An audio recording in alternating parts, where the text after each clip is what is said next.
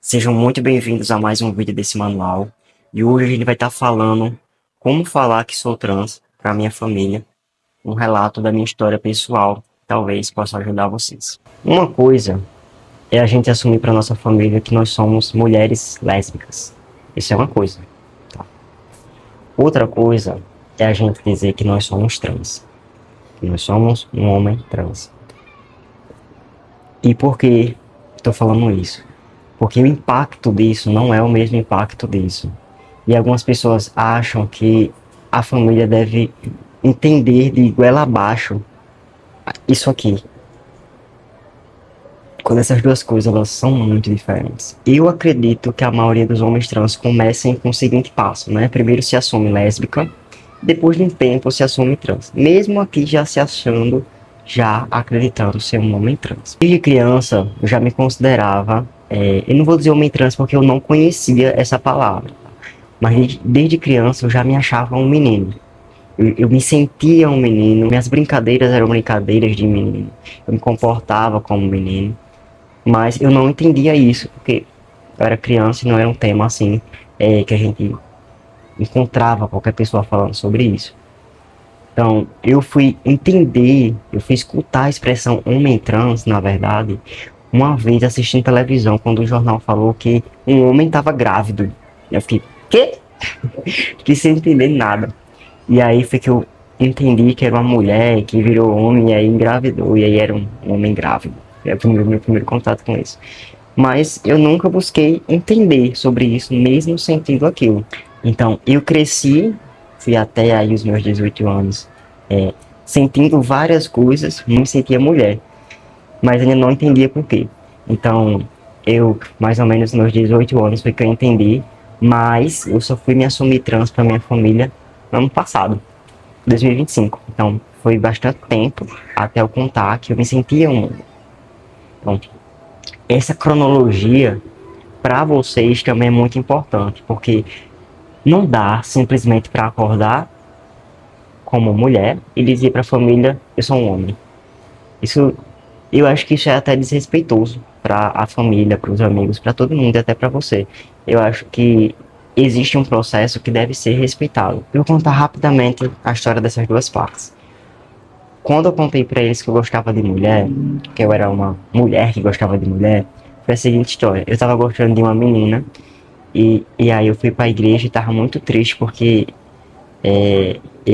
a gente tinha terminado. Eu não tava conseguindo conter o choro. Então quando eu entrei no carro do meu pai, eu tava chorando muito. E aí eu tava chorando tanto que eles perguntaram o que tava acontecendo. E aí eu disse, ó, eu me tremia todo assim, ó. Eu disse, eu não me sinto como as outras meninas. Eu não gosto de usar batom, eu não gosto de usar roupa de menina, eu não gosto de usar salto.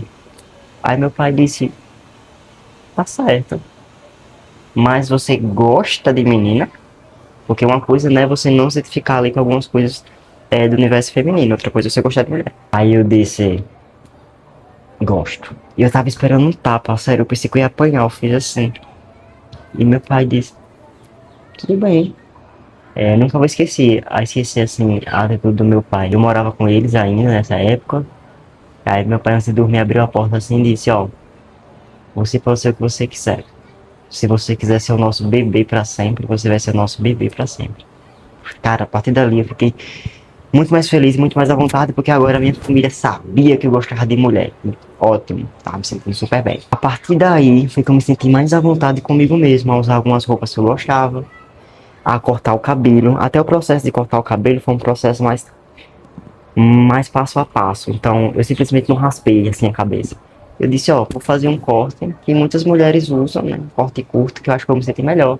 E aí fui, cortei o cabelo um pouco mais baixo, assim. E aí sim, eu nunca mais deixei o cabelo crescer a partir daquele dia, né? Tô sempre cortando, mantendo o padrão normal. Outra coisa foi me assumir como homem trans. Então, daqui, da mulher lésbica até aqui, eu fui construindo um castelo sólido onde eu pudesse proteger a mim e a minha família. Então eu não dei um salto para dizer eu sou um homem trans. Eu construí algo, eu construí um castelo, uma proteção para mim e para eles. Então, Eu fui deixando meus pelos do rosto crescerem, e eles observando isso. Fui mudando as minhas roupas. Eu mudei a minha identidade para eu coloquei o meu nome social, comunicando a eles. Vou botar um nome social, que é como eu gosto que as pessoas me chamem, que eu acho que vai ser legal, não vai trazer tanta confusão para as pessoas, é como me sinto bem. Então fui construindo, mas sem dizer nenhuma palavra sobre transição. Porque até aqui, até ano passado, eu não tomava hormônio. Eu fui tomar hormônio ano passado, em 2025. Então fui construindo esse castelo de comunicação, de apoio, mas sem falar de homem. Para eles, eu sempre fui mulher, que gosta de mulher. E tem um jeitão mais masculino, né? E aí, desde 2022, se eu não me engano, 2021, se eu não me engano, eu já não moro com meus pais, eu já tenho uma empresa, eu já ganho meu dinheiro, já não moro com eles. E não contava nada. Mas sempre ficava aquele clima estranho, porque eu já tinha um aspecto muito masculino. E eu pensava que eu nunca ia ter coragem de transicionar, assim, de tomar hormônio. Até que, em janeiro de 2025, logo no começo do ano, não sei, eu acordei um dia pensando, eu preciso transicionar. Eu preciso que o meu corpo transmita aquilo que eu sinto. O trabalho ainda era muito estranho, minha voz, como as pessoas me viam, meu trabalho, eu lido muito com pessoas, com empresários, com reuniões, com empresas. E ainda eu não me sentia bem comigo ali, quando estava perto das pessoas. E eu queria me sentir bem com o meu corpo. Foi quando eu decidi falar para eles, que aí conta a história como contei para minha família. Meu maior medo de contar para eles sobre a transição era de ser rejeitado, porque como eu disse, uma coisa é você dizer que é uma mulher que gosta de mulher, outra coisa é você dizer que é um homem, que se acha um homem. Isso é totalmente diferente. E o meu maior medo era a rejeição.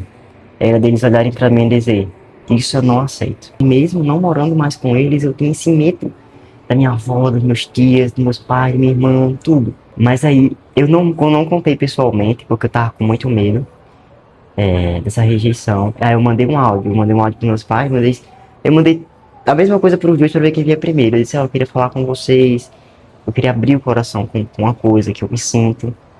E aí eu decidi mandar um áudio. Eles ficaram nervosos, o que é que aconteceu? Eu pensei que tinha acontecido alguma coisa grave, assim. Aí eu mandei um áudio. Pensa no chororô. Eu chorei. Ah, quero abrir um parêntese aqui, tá? Antes de contar pros meus pais, eu tive que passar por um processo comigo. Então, eu vivi um luto meu. Eu passei uns 4 dias seguidos, antes de contar pra eles. Eu decidi que ia contar pra eles. Mas 4 dias antes, eu tive um momento meu de... Parecia um luto, sabe? Como se estivesse deixando pra trás uma história, uma pessoa... Foi muito complexo esse momento. Eu fiquei escutando The Smiths, ou alguns louvores, e chorando muito, porque é como se estivesse dando adeus a uma história. Nascendo ali, é muito complicado isso. Então, viver um luto meu, recomendo a vocês a viverem isso. Viva um processo de luto, assim. Não que a outra passado morreu, mas é uma decisão muito nova. Voltando, aí eu mandei um áudio. Então, como eu falei, eu mandei um áudio dizendo que eu amava eles, que eu tava com muito medo de falar isso, porque eu tinha medo de não ser mais amado por eles, de ser rejeitado de alguma forma. Então, eu disse a eles que eu não me sentia, eu disse a eles que eu me sentia muito mais à vontade quando sou tratado como um homem, quando as pessoas me tratam masculino, que eu não me sinto uma mulher. E eu estava contando isso porque eu ia começar minha transição hormonal e eles iam perceber mudanças no meu corpo. Eu não queria que eles se assustassem, eu queria que eles soubessem do que eu sinto, de como eu me sinto e como o meu corpo vai ficar, como o corpo ia ficar daqui pra frente. Aí eu fui pro banheiro chorar, o banheiro do trabalho, chorei. Eu tenho um vídeo meu chorando, inclusive, porque era primeiro, eu pensei em gravar um vídeo, aí gravei o vídeo chorando e não consegui, preferi mandar áudio.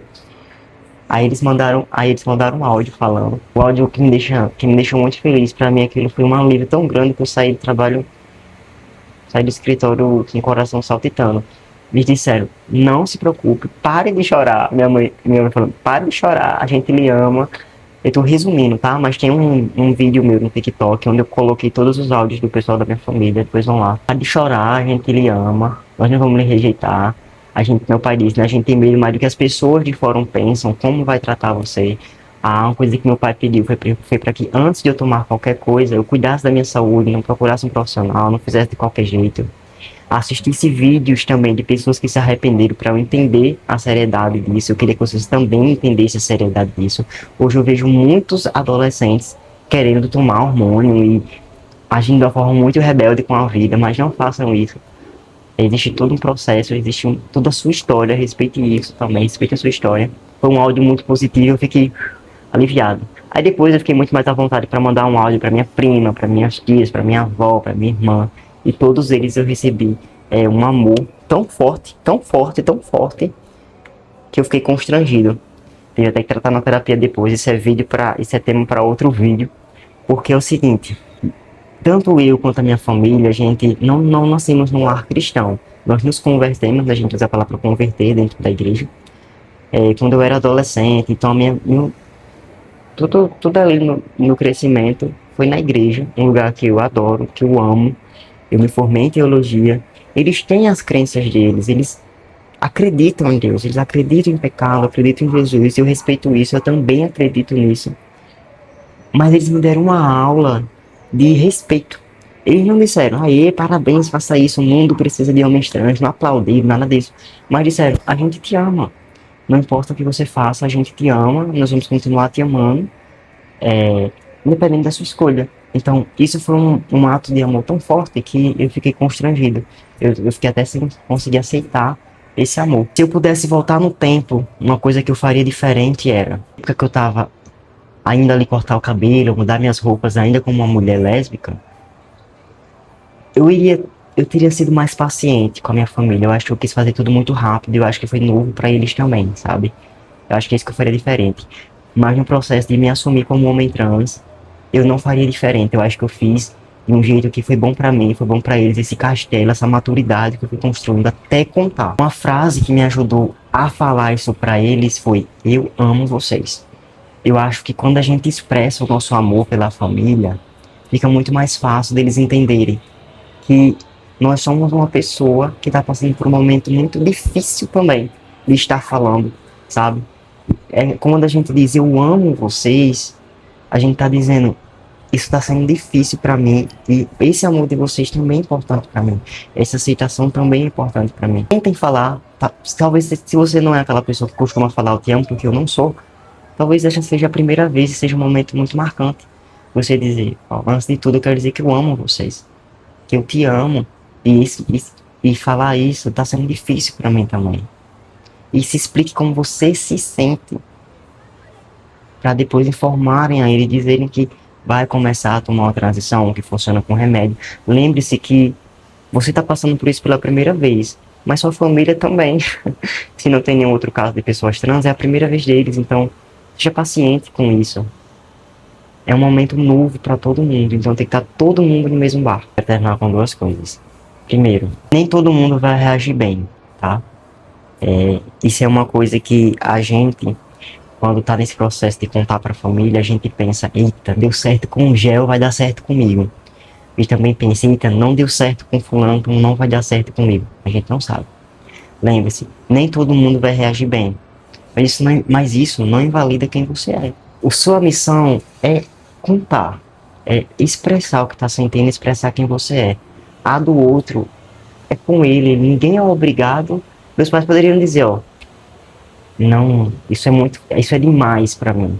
Eu não consigo ter uma filha assim.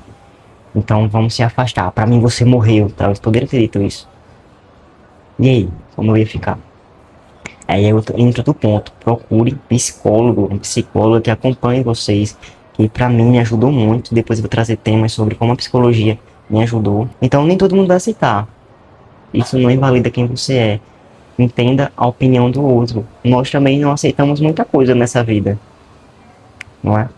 Única dica que eu quero dar pra vocês nesse momento de contar não contem pá, de uma vez. Criem esse castelo de proteção.